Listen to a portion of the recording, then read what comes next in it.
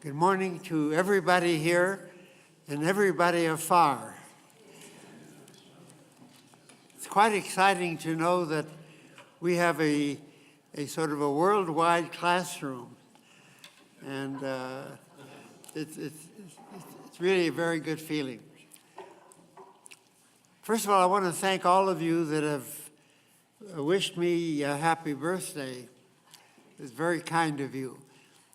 But I have a wish that I want to make in return for each one of you.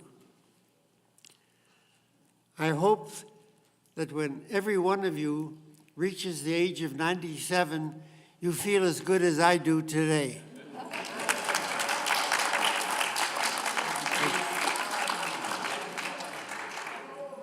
Remember that. Well, today we're going to talk about the odd couple. Every time I told somebody that we're going to talk about the odd couple, they immediately want to know who it is. And we're going to be talking about Samuel and Saul. And you'll understand by the time we finish why I refer to them in that way. We're going to start with Samuel.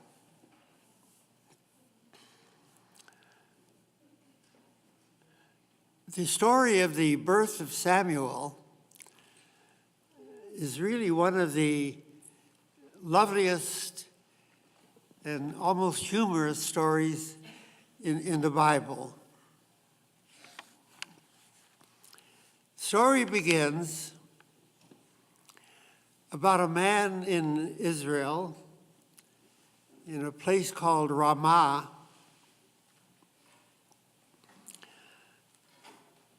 who had two wives, which obviously was not an unusual situation at that time.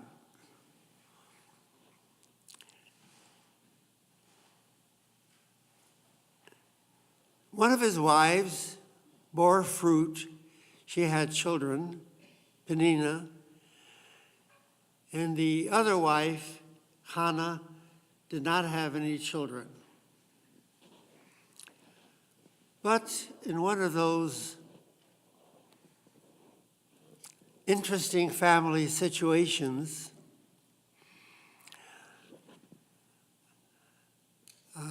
Elkanah, the husband, loved Hannah more than Peninnah. There's no explanation for that. Was she more beautiful? Was Peninnah more busy with her children than she was with her husband? We don't know. And Elkanah is constantly comforting Hannah because she is so sad that she could not have children. And one of the lines that they ascribe to Elkanah is,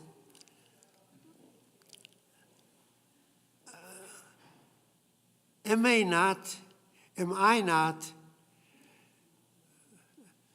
more faithful and close to you than 10 children? I'm doing my best. And on top of that, of course, the Peninnah, who has the children, is constantly flaunting that at the other wife.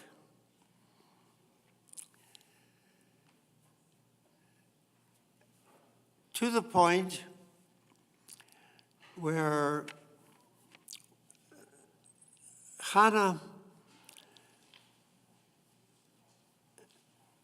when the family goes to Jerusalem, or not to Jerusalem, to Shiloh rather, where the priesthood was, this was long before Jerusalem was a Jewish city. The family regularly goes every year to Shiloh, like most Jews in this country, go regularly every Rosh Hashanah to a synagogue. So they would make their annual trip to services. And Hannah goes there and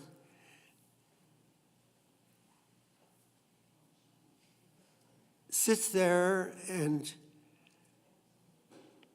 prays to God for a child. This is one of the funniest lines in the Bible, that Eli, the priest, is watching her. Now, what business did he have watching her?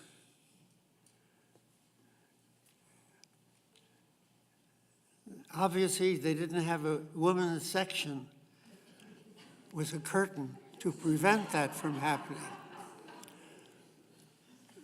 But he's watching her, moving her lips. And he interprets it that she's drunk. Now, when a religious leader is assuming that a congregant is drunk when they move their lips, something is really wrong.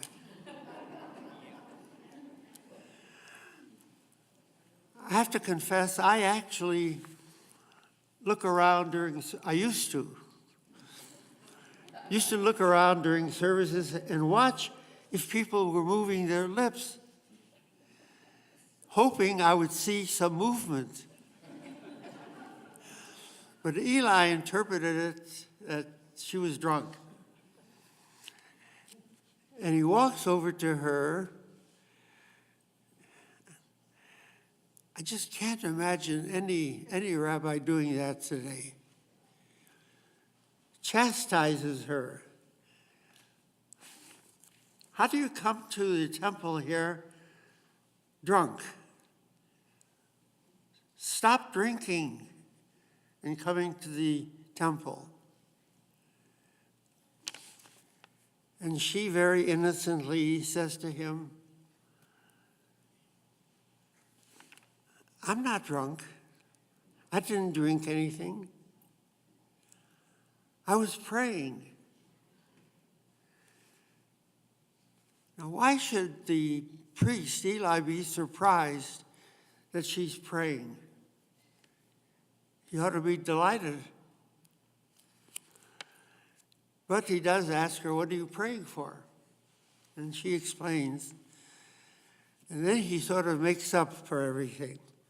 And he says, okay, by next year, your prayer will be answered and you will have his child. So that's how we are introduced to Samuel. The word Shmuel, Samuel, Shama El, God heard. And God finally heard her prayer. And then she dedicates her son to God. She will bring him back after he is weaned and doesn't depend on her for milk. And he will grow up in the sanctuary at Shiloh. So his entire life is going to be in the environment of a temple.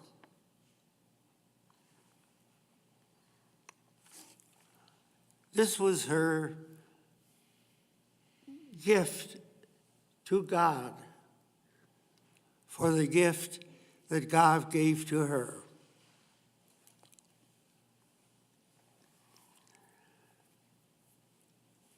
Well, Eli himself has two sons. They are very different from Samuel.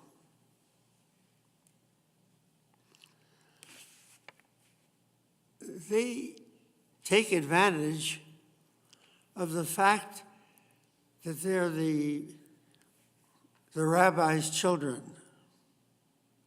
in this way.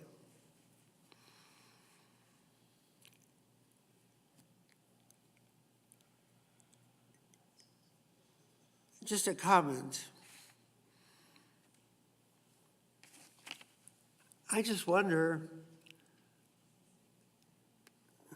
well, one of them I know is listening right now, but I'm just wondering whether my kids ever felt that it was an advantage of their being the rabbi's kids. And I'm not sure that they felt that way. But Eli's children did this. The family lived off the sacrifices that people brought. And the sacrifices were always cooked, and then the priest got his portion.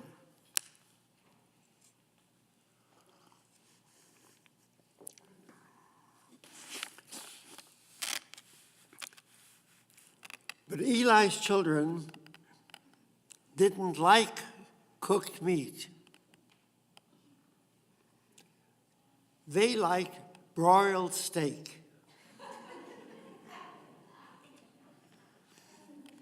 So they used to come to the people who brought the sacrifices, and they would say, "We want to stick our knife in the offering and pick out whatever we can while the meat is still raw." And the people would say, "But that's not the way we're supposed to do it." And then they would pull rank. "You're talking to the sons of the priest. That's how we want it." That was simply an indication of how religious they were and how sincere they were. And that's a point that becomes very important later on in the story.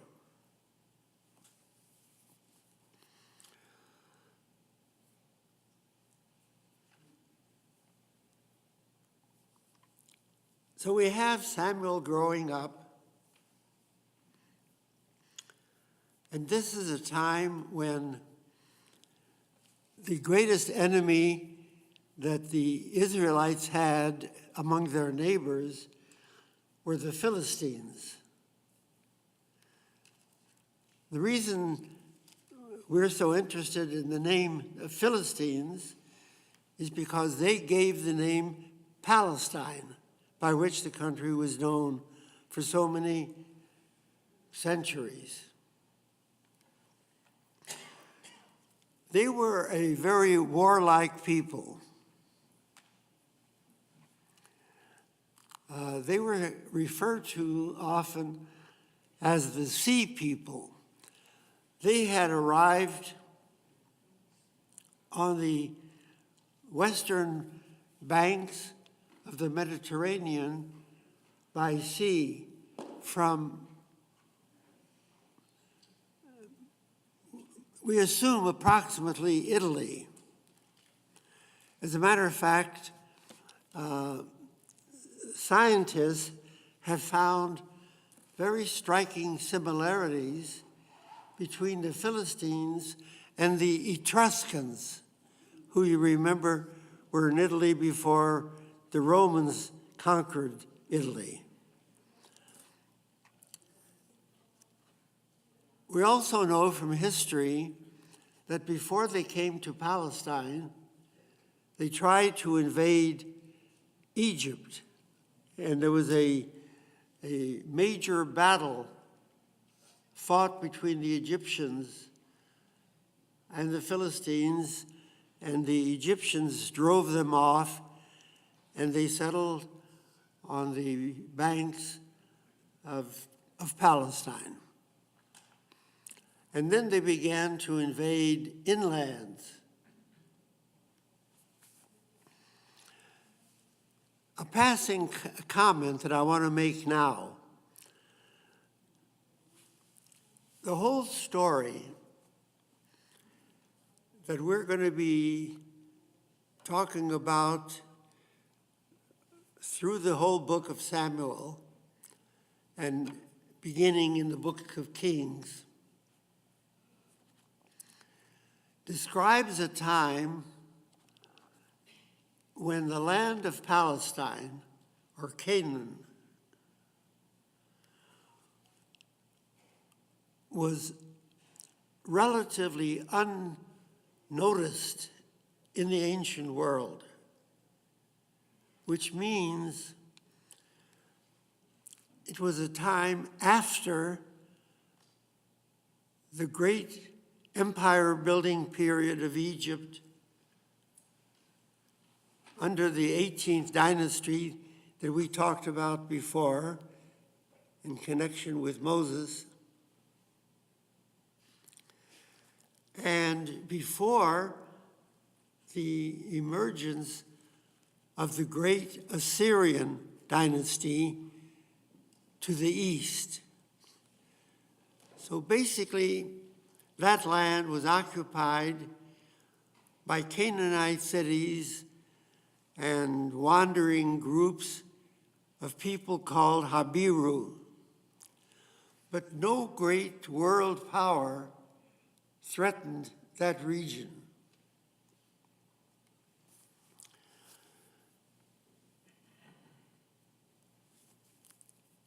So all of the fighting was between Canaan, or Palestine, and its immediate neighbors.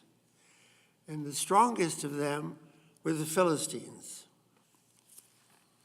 So, during the time of Samuel, as he grew up and began to take over after Eli, since Eli's sons were not interested in doing that, or they couldn't do it, there was an invasion by the Philistines of the land of Canaan. The sort of thing we'll be talking about quite a bit. And the Philistines won an overwhelming victory. There was nobody like the chieftains that we talked about last week that could have withstood the Philistines. So somebody in the tabernacle at Shiloh had the bright idea. If we want to beat the Philistines back, let's take the holy ark that we had brought containing the Ten Commandments, and let's march out with the holy ark, and God will bring us victory. And so they did it. And what happened? The Philistines took the ark, captured the ark. A great tragedy for the Israelites.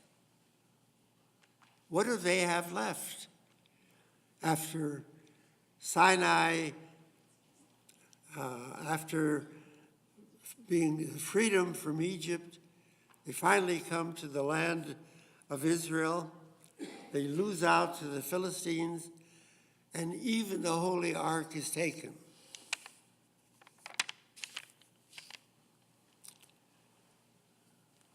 Doom and gloom.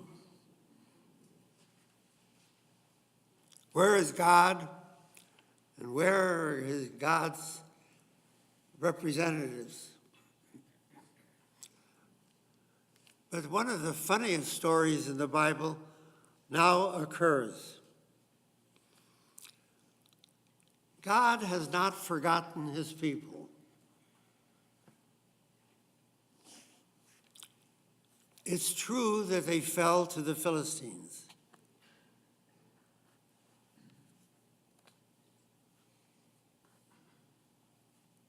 Because God didn't protect the Jewish people, because God felt that they deserved to be punished. But God didn't like the idea that the Philistines now had the Holy Ark and the Ten Commandments. So there were 5 major cities of the Philistines. The ark was taken to Ashdod, which is a big city in Israel today. It was one of the major Philistine cities. And they took the ark and they put it away in the big temple of Dagon, one of the major gods of the Philistines.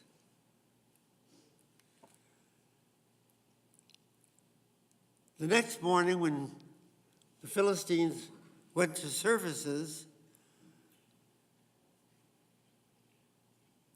they found the whole statue of Dagon fallen over, lying on the floor.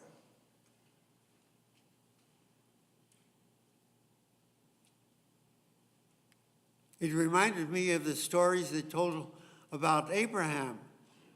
Remember when he was working in his father's workshop, and he dropped one of the idols and it broke.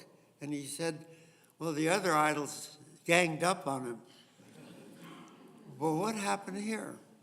So they put Dagon back up again. Next morning, again, Dagon has fallen. Mystery.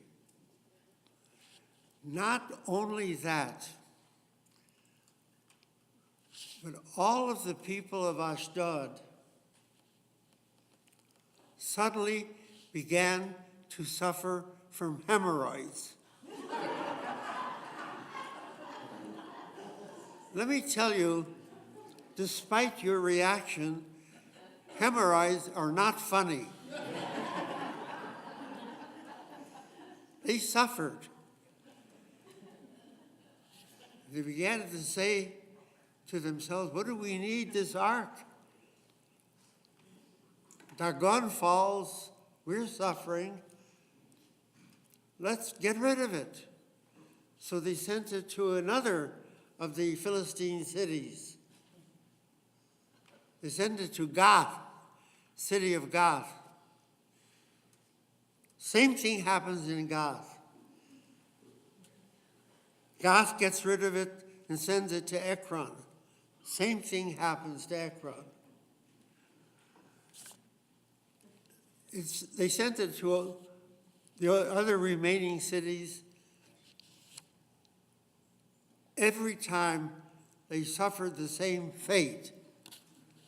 Finally, they got it through their heads that this was a victory that they could do without. So they wanted to send it back to the Israelites. And somebody got the smart idea.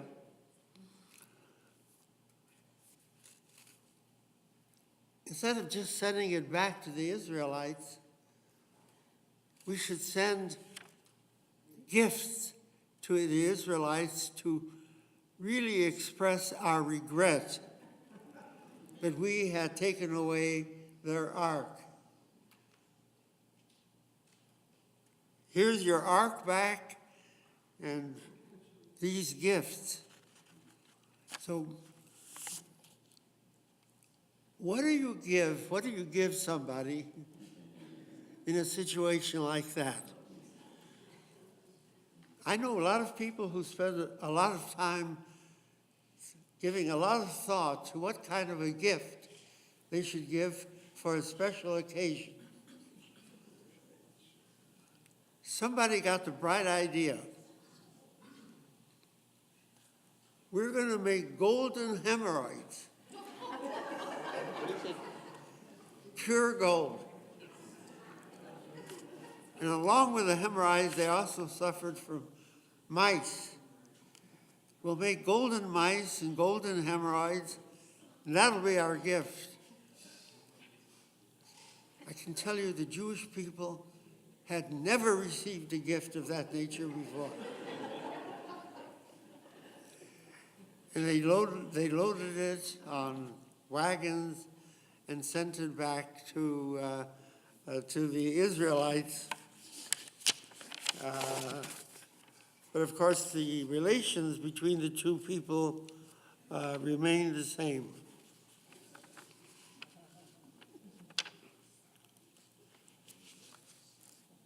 Meanwhile now,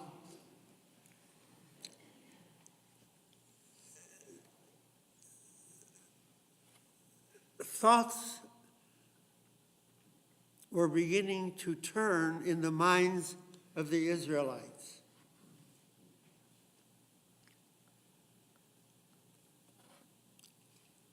We've got a problem here.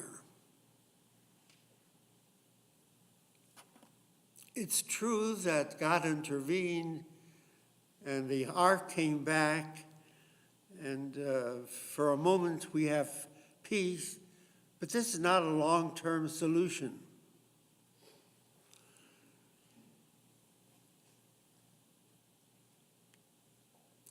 What can we do to guarantee our future?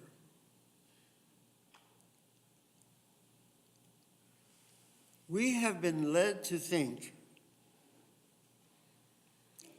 that if we pray to God, if we obey God's commandments, that we will be safe.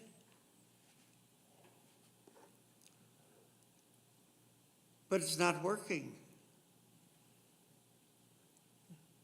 God's own holy ark was taken away from us.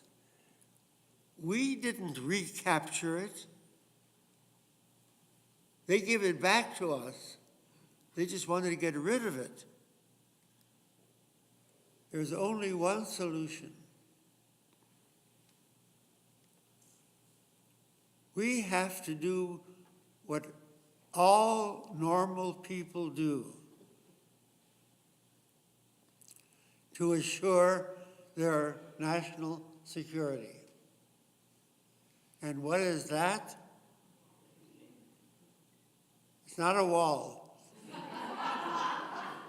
What we need is a king. We need a king who will lead us in battle effectively. See, the problem until now, during the entire period of the book of Judges, was that every tribe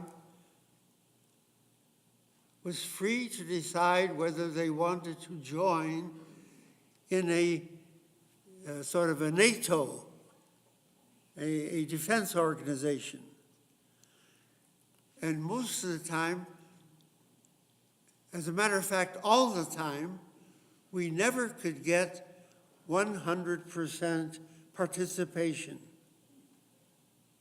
which left us ineffective in defending ourselves. If we had a king, that wouldn't happen. He would unite us. He would lead us, every tribe.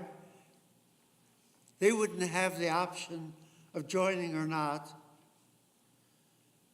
This was in their minds. And so the people began to demand a king.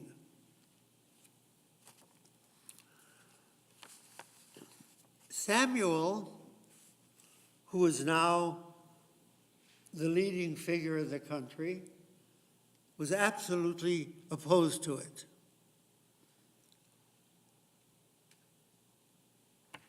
We still have God. God did what he did for us. After all, he's the God of hemorrhoids. God will always protect us. If you demand a king, what you're doing is rejecting God. And that became the great political struggle of those times, in those days.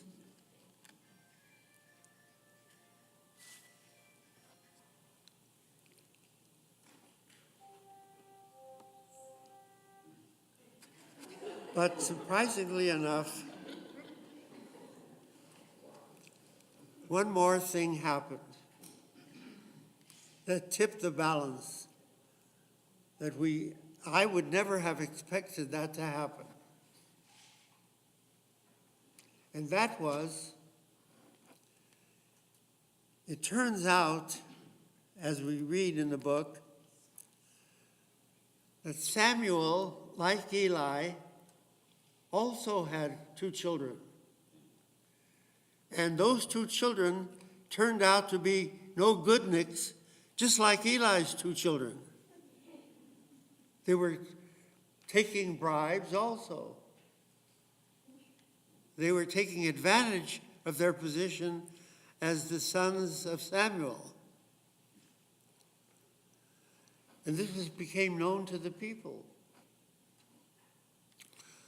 So there was nobody acceptable to take Samuel's place when that day would come, when that had to happen.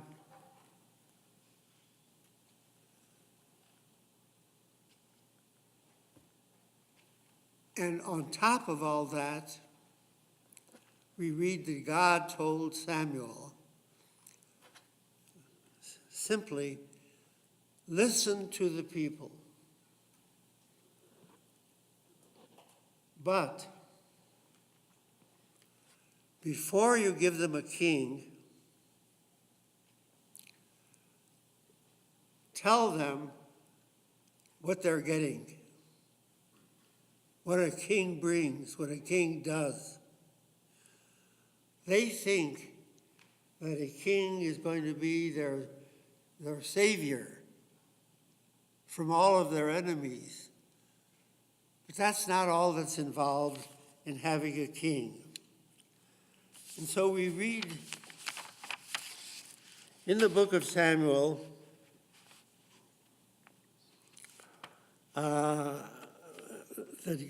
how God describes to them what a king will do.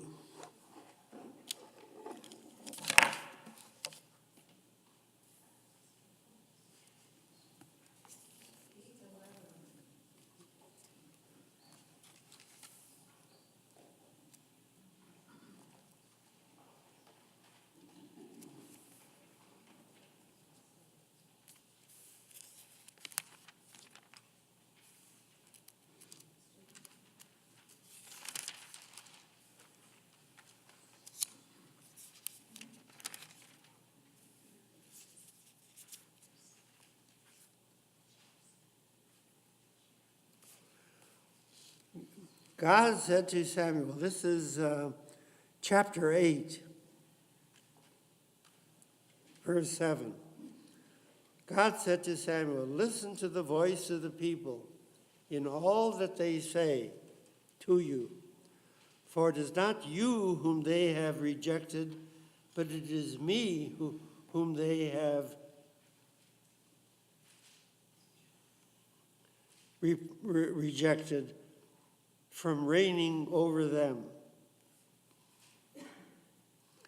First of all, I want to point out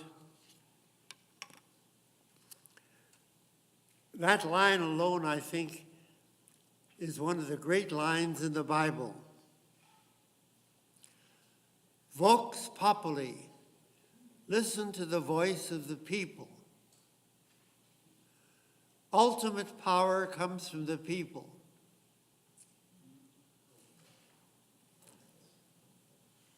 Hasn't that become almost the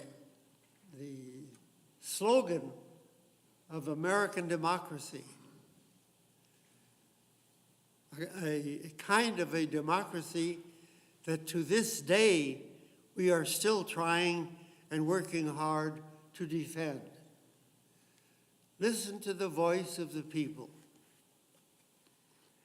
It's not you whom they have rejected, but they have rejected me. Like all the deeds that they have done from the day I brought them out of Egypt until this day, they forsook me and worshipped the gods of others. After all, don't forget the golden calf at Sinai. So they are doing to you as well.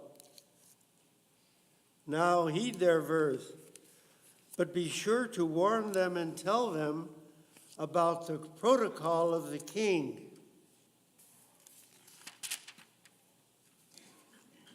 Who will reign over them. This is the protocol of the king who will reign over you. He will take away your sons and daughters and place them in his chariots and cavalry, and they will run before his chariot. He will appoint for himself captains of hundreds and captains of 50 to plow his furrows and to reap his harvest and to produce his implements of battle and the furnishings of his chariot. He will take your daughters to be perfumers, cooks, and bakers. He will confiscate your best fields, vineyards, grain, and vines, and present them to his officers and his servants. He will take them into his service. He will take 1/10 of your sheep, and you will be his slaves. On that day you will cry out because of your king, whom you have chosen for yourselves. But God will not answer you on that day. That's what a king does. He enslaves you. You ask for it, you're going to get it. Don't come to me again. I've warned you. Well,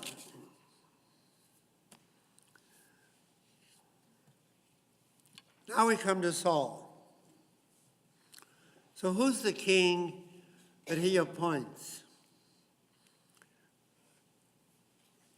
Well, he's a member of the smallest tribe of Benjamin. What are his qualifications? The Bible gives us only 2. He's good looking and he's very tall.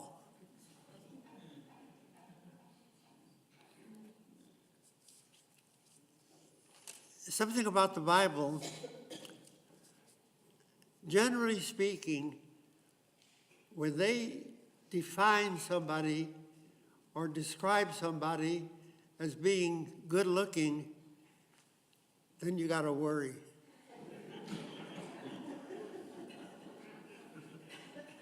And certainly is going to be the case here. He's a nice enough person.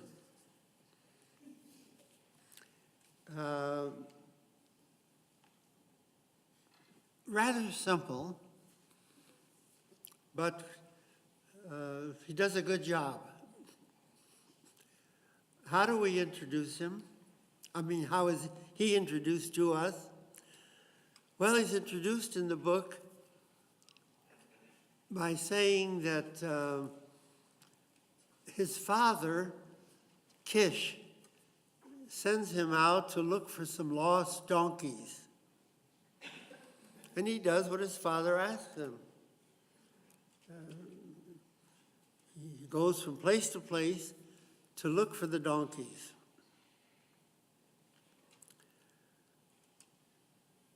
And he can't find them. But that's his job, so he does it. Finally, he meets up with some people who tell him, if you've got a problem, there's a very wise man who lives in Gibeah. He knows lots of things, and he's smart. Why don't you go ask him? So Saul follows their suggestion, and it turns out to be Samuel. Now, the Bible tells us that at this point God has already told Samuel the future king is going to appear before you very soon. And I'll point him out to you. He's going to come and ask you for something. And then you do your job, what you have to do to anoint him as king. So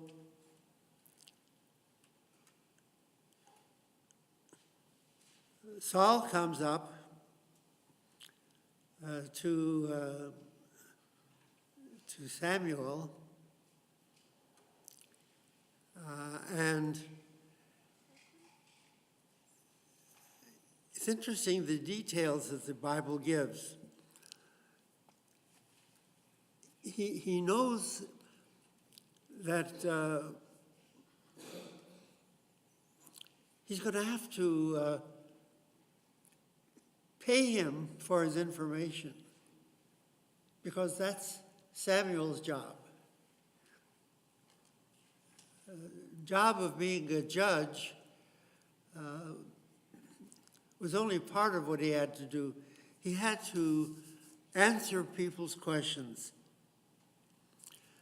So he comes up with a small coin, and he feels, basically what he feels is, I hope that's enough to persuade Samuel to give me the answer to my problem.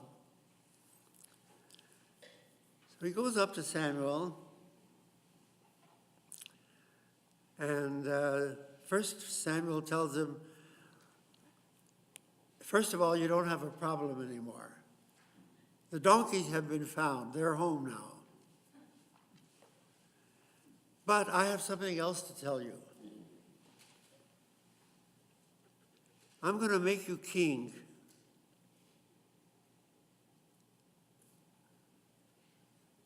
Saul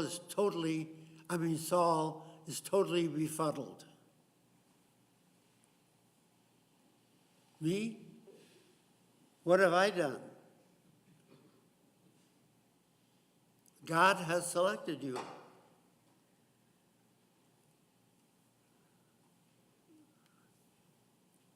Well, I'll do my best, but I don't deserve this. But Samuel takes him aside, anoints him as king of Israel.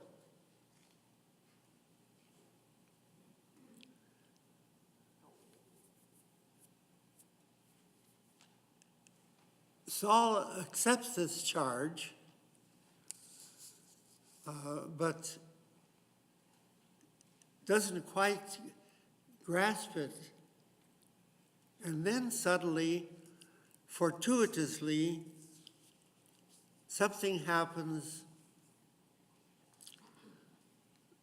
which enables him to actually fulfill the role that has been thrust upon him.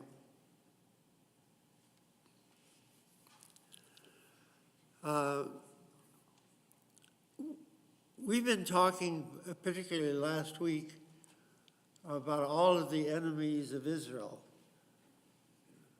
of the Israelites. Among them were the Ammonites. There's a new king of the Ammonites who launches another battle against the Israelites.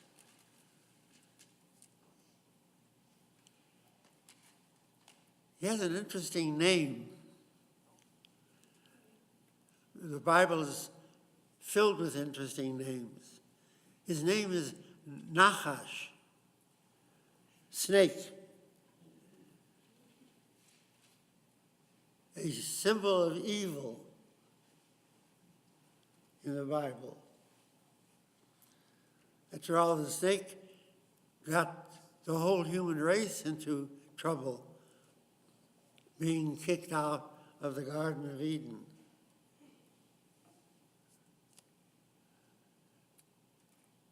You know, I can't help remembering, how odd sometimes people name their children. And I'll share with you the oddest thing that ever happened to me in terms of someone's name. I was a college student at the University of Chicago. And people were always fixing up students with dates. That was common activity. So somebody said they wanted to fix me up with a date with a rabbi's daughter in Chicago. And I said, okay. And I said, what's her name? Her name is Zona. Now, when I said hemorrhoids, you all laughed. You didn't react when I said Zona. You know what Zona means? Prostitute. I said, this is a rabbi's daughter named Zona? He said, yes. He said, you know what? I'll take the date just to find out what a Zona looks like.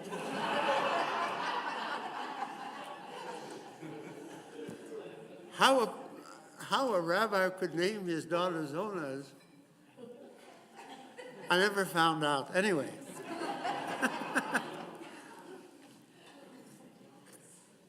But at any rate, Nachash is the king of the Ammonites, and he is a wicked man. And he demands a surrender on the part of all of the Israelites in that area. And he said, if you don't surrender,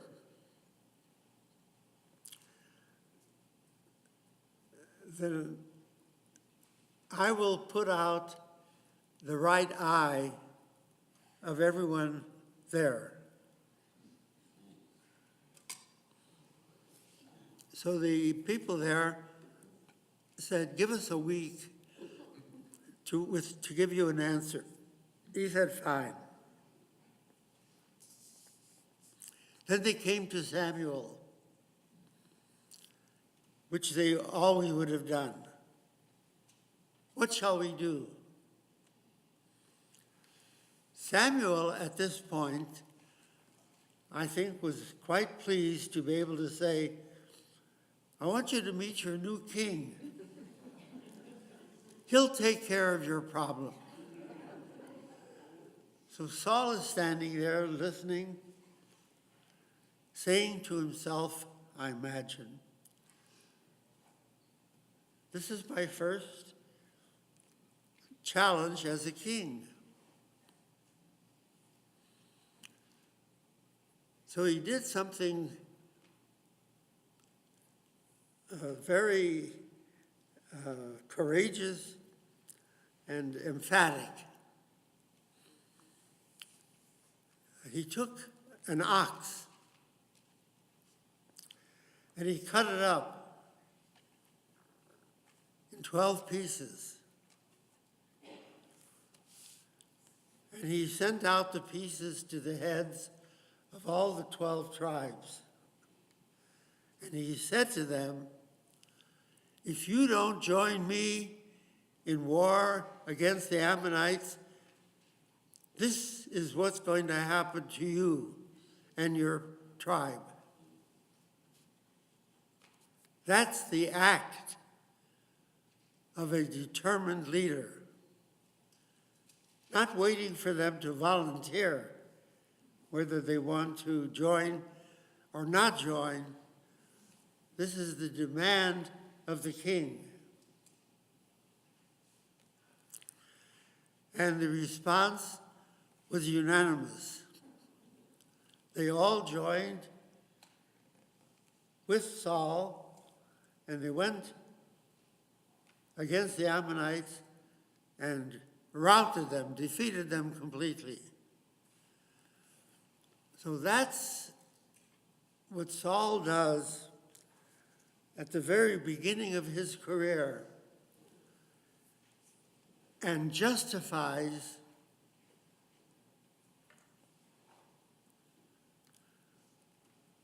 the decision that he had made to listen to the king and to appoint a king.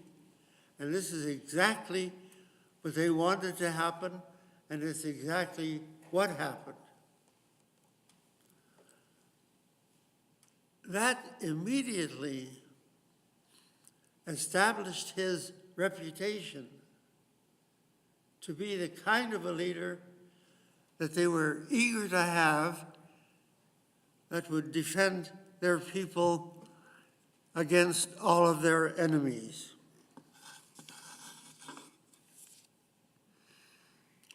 Now,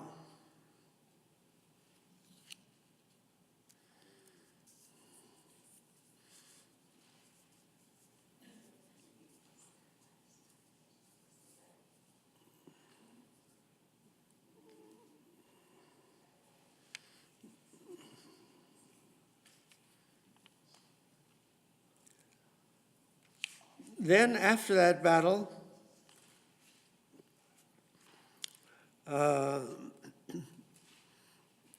they were going to have a victory celebration.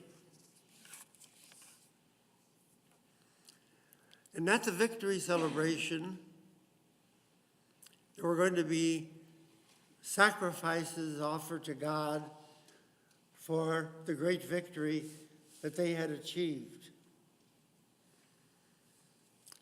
Now there was supposed to be a division of duties, church and state. Samuel was going to offer the sacrifices, and Saul was going to preside over the celebration, which is the normal way in which they would be functioning. So they're all set. The altar is ready. The offerings are ready. Saul is ready. No Samuel. Where's Samuel? Did he forget? Is he upset? What's going on? For 7 days, the whole people and Saul sat there and waited for Samuel to begin. And he didn't show up after a whole week passed. So Saul said, well, if he's not here, I'll offer the sacrifices.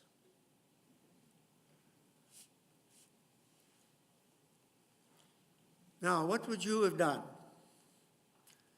Supposing it's Yom Kippur, you're all in the synagogue,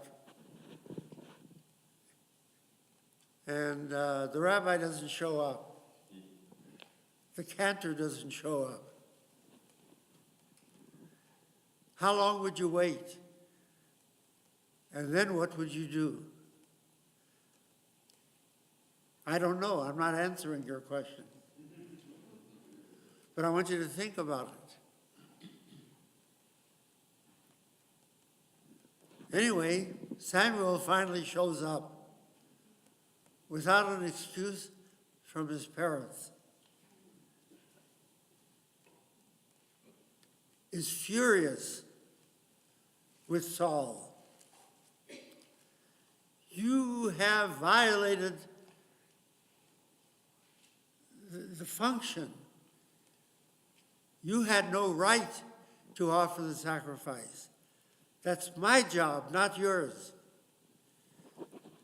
Therefore, you will never have a dynasty. None of your children will become king after you.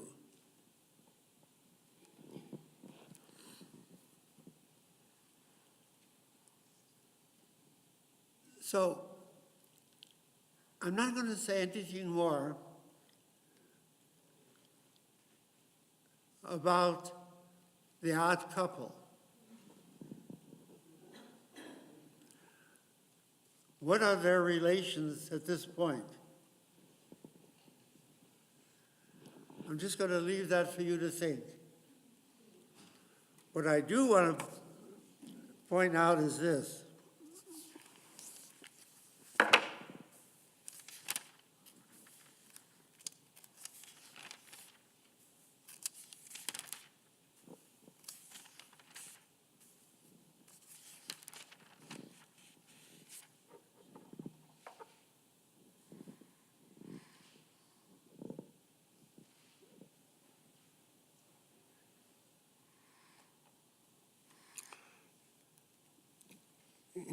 Beginning of chapter 13.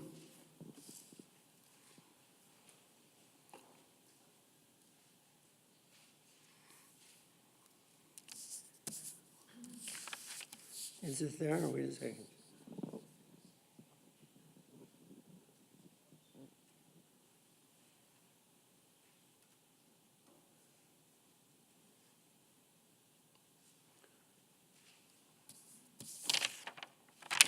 No, 15.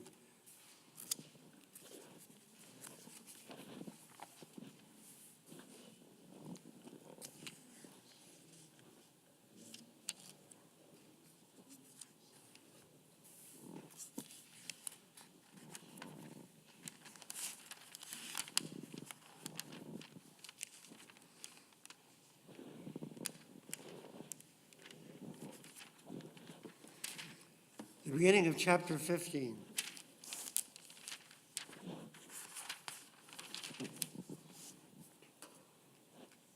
This is after the death of Saul. God said to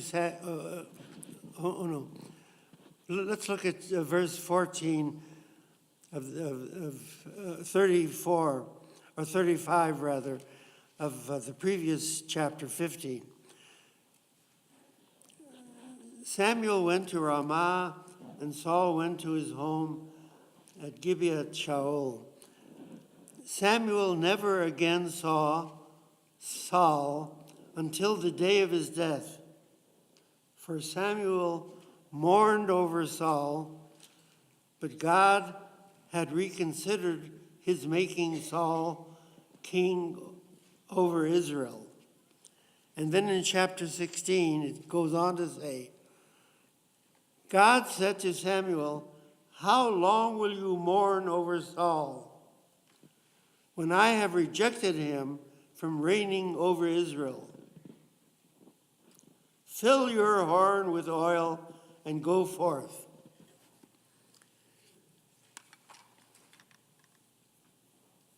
When Saul died, apparently Samuel mourned him for such a long time that God had to tell him, enough of your mourning. Now you have to go back to work.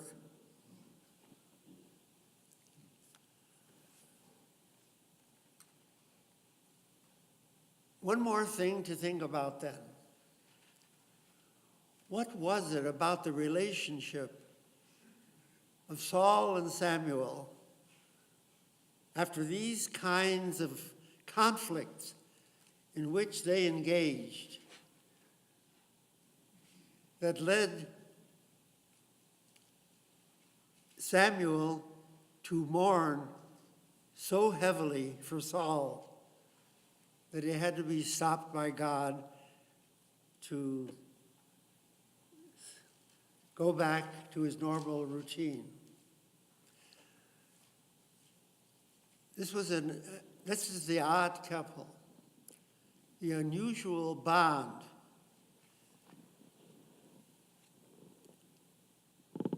Saul was the fulfillment of Samuel's role.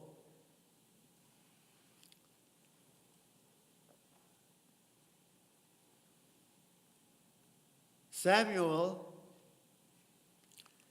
is the one who picked Saul out of nowhere to make him king. They were linked so closely to each other that no matter what their principal ideas were about God and Israel and how to conduct public affairs, that warm, personal knot was very tightly bound between the two. I think it's an extraordinary insight into human beings that they can do that. We can disagree, we can argue, and we can love each other at the same time.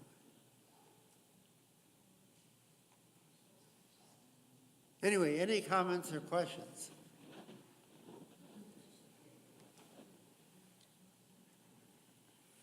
I have a comment. Happy birthday to you. Happy birthday to you. Not a comment. Happy birthday, Thank you. dear Rabbi. Happy birthday Thank you. to you. Yom Huledet Sameach. Oh my. Yom Huledet Wow. Sameach. Yom Huledet Sameach. Thank you. Yom Huledet Sameach. Thank you very much. Thank you. Next week we're going to take up David. Okay. It says, happy Wow, birthday, thank you. Rabbi, number 97 and strong. Okay, blow out the Thank you. candle. Yay! Thank you.